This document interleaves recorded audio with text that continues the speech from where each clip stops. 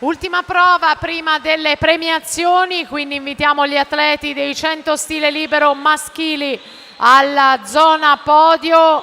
Invitiamo anche le atlete dei 100 dorso, gli atleti dei 200 dorso e le atlete dei 50 rana in zona cerimoniale protocollare.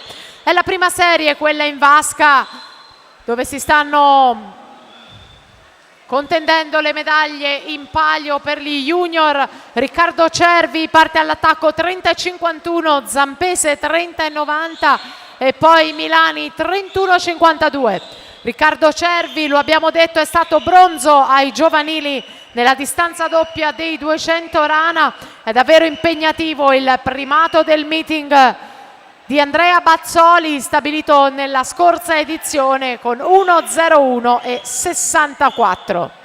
Senza avversari nel finale, Riccardo Cervi che incrementa il vantaggio accumulato nelle prime due vasche, 1,03 e 88 per la vittoria di questa gara, 1,06 e 63 per Zampese, e poi Milani dovrebbe essere il terzo classificato, 1,06 e 81, e dunque confermati tempi e classifiche con la vittoria di Riccardo Cervi, Veneto Banca Montebelluna.